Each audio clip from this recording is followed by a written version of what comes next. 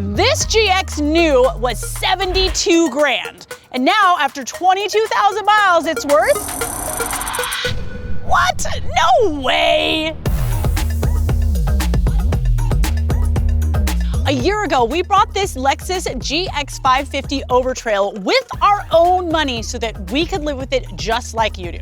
And after 22,000 miles, it's time to sell it. But I gotta say, this truck, people either really hated it or they absolutely loved it. We'll tell you the good, the bad, and the broken. We're Edmunds, and we test hundreds of cars each year on the road and at our private track, so you get the most trusted reviews. If you want to know which car, truck, or SUV is the best, then stick with us. Yeah, it's a big old Lexus grill, but it's not as ugly as the other Lexuses. So this 2024 GX is part of our year-long test fleet.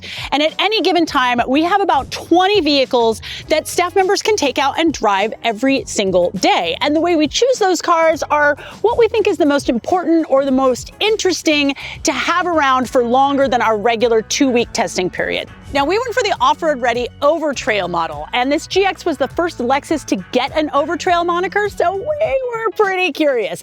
Plus, we wanted to try out all the new off-road goodies. And with a few extra options, this vehicle set us back just over $72,000. Now, what you'd actually pay depends on the dealers in your area, but we've got a tool on the site that can help you know what you should pay. So we're gonna drop that link in the description, or you can just scan that QR code. So, what did we like? All right, we gotta start with the obvious. This is a great adventure truck. Brian has spent a ton of time off-roading this thing, and he loves it. I love this engine. The torque output is super smooth. There's no peakiness, and even though I'm at super low RPM, I just crawled right up this hill.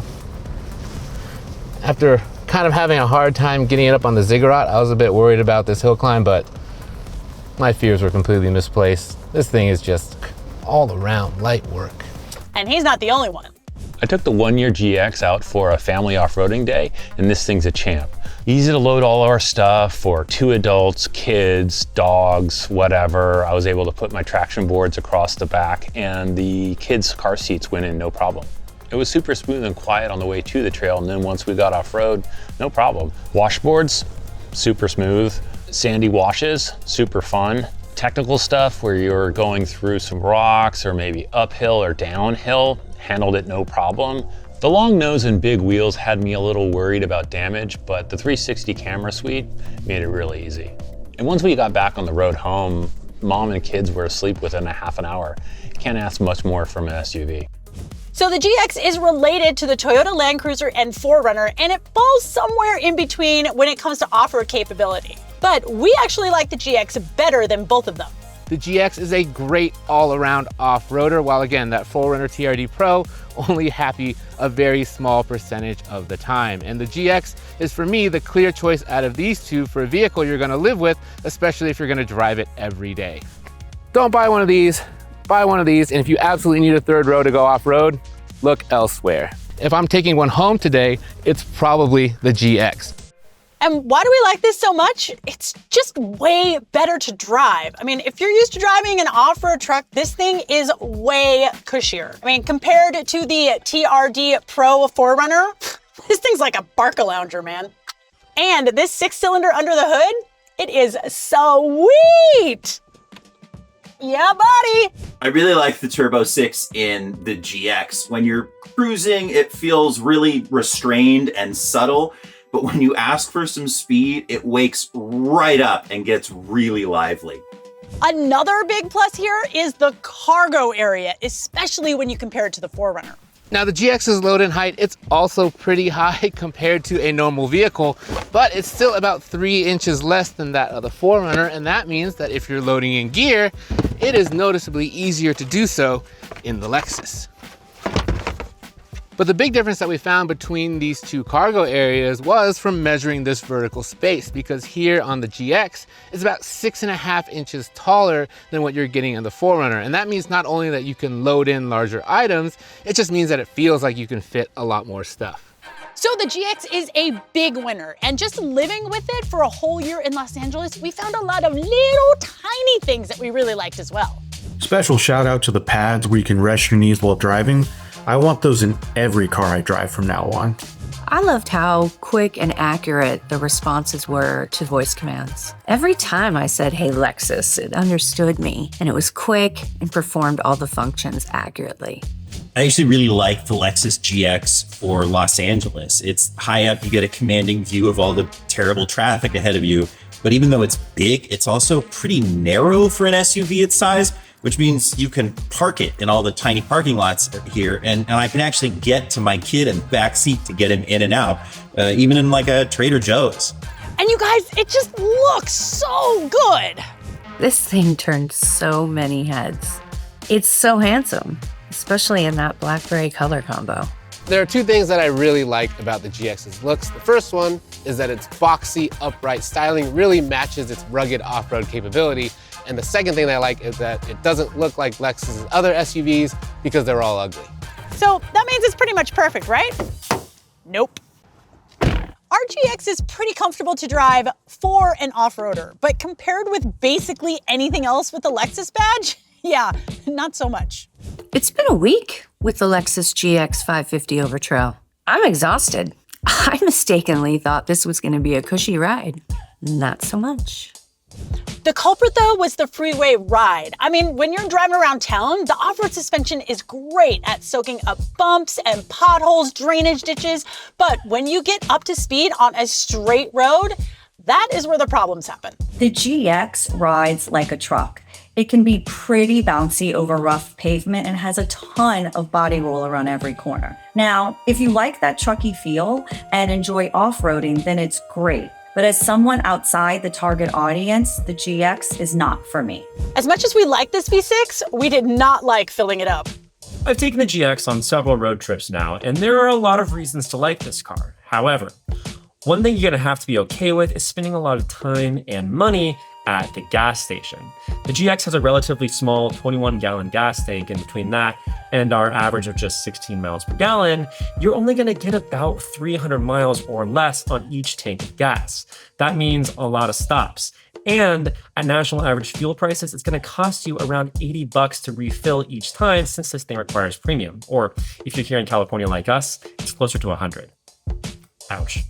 And that shouldn't have been a surprise because this GX gets an EPA estimated rating of 17 miles per gallon in combined driving, and we averaged 17.1, which is pretty much right on the money. You know what else gets 17 miles per gallon? A Ford F-150 Tremor with the 5-liter V8. Yeah, make it out what you will. Another thing that people complained about was the tech. I mean, yes, it looks really nice, but there are actually a lot of problems. For example, this screen here looks really big, right? Except that there are no physical buttons. Instead, you have this row of permanent controls right here, and it just takes up space on the screen. Lexus gives you a big screen with GX, and it's mostly good, but there is one thing that bugs me. The bottom, few inches of the screen is always occupied by the same row of touch buttons for the climate control. But my thought is, if they're all in the same place, why not make them real buttons with tactile feedback that are easier to use while you're driving? And also, the adaptive cruise control is good, but not great. And the wireless charger only works some of the time. The GX is not quite the tech powerhouse that you'd expect for a $70,000 luxury car. Now, over the year, a few small gripes came up. Like, some people thought that the footwell was really narrow, especially if you have bigger feet. And some people didn't like that you had to flip a lever to open the fuel filler door. I mean, it is a $72,000 truck. Like, come on. And speaking of money. $72,000? That doesn't sound right to me. The GX just doesn't feel plush enough inside to wear a Lexus badge. There just isn't a lot of space for small items, especially with the cool box center console, the thing that cools your water bottles. It's a neat gimmick, but in practice, I really don't think it's worth the space that it occupies. Now, we might have had some complaints, but reliability and maintenance were not one of them. But some of that just comes down to luck. See, we were not affected by the recall of the twin-turbo V6, and if you follow automotive news, you probably heard about it. Because the fact that Toyota had to recall over 100,000 engines was kind of a big deal. But that recall only applied to early 2024 models of the GX, as well as some Tundras and LXs. And in fact, over 20,000 miles, this motor has been one of the best things about our truck. Other than that, we only had one scheduled maintenance that we had to deal with, and that was super easy. For maintenance, I called the morning of and got an appointment that day, showed up at the dealer, hung out for probably an hour and a half, and was out the door. It was completely covered since the first 2 maintenance visits are free. The whole thing was clean and simple. Now, for our biggest surprise about the GX, we're going to talk about value. So we paid $72,000 for this GX, and that is a lot of money, but it's only slightly more expensive than what we paid for a Toyota 4Runner TRD Pro for our year-long test fleet. So I'm only paying a few $1,000s more for a Lexus over a Toyota? After a year and 22,000 miles, we got an offer for $68,000. $68,000, that's only $4,000 less than what we paid for it. And that, my friends, translates into a depreciation of just 5%. Now, normally our vehicles depreciate anywhere from 15 to 20% over the year. This one was 5. It's nuts, you guys. And if you want to see how much your vehicle's worth, we've got a tool on the site that can give you a price instantly, and you can even get competitive offers. So asking if the GX is worth the money is, well, it's kind of a funny question when you consider the depreciation. I mean, is it worth $72,000? Well, yeah, if you're gonna use all the adventure capability, you can definitely get a lot more luxury for the money. But when you throw in how well it held its value, especially compared to vehicles from like Mercedes-Benz or BMW that we've had over the years, I mean, it's really tough to say that this isn't worth it. If you like our 1-year road test program and you want to see more videos and cars, the best way to let us know is to like this video and hit that subscribe button. And if there's any cars that you want us to buy for 1 year, just go ahead and let me know in the comments. Ferrari, put down Ferrari. Now, I know we complained about the GX, but here's how I know that we really loved it. It was never in the garage. Seriously, everybody always wanted the keys, whether it was a road trip, an off-road trip, running errands, or just like day-to-day life. This thing got driven every single day. If you wanted the GX, you had to plan ahead. Now, there are pros and cons, but when it comes time for the Edmunds staff to pick a vehicle that they want to drive, the combination of utility and charm just meant that the GX always had a dancing partner. Thanks so much for watching. We'll see you next time right here with Edmunds.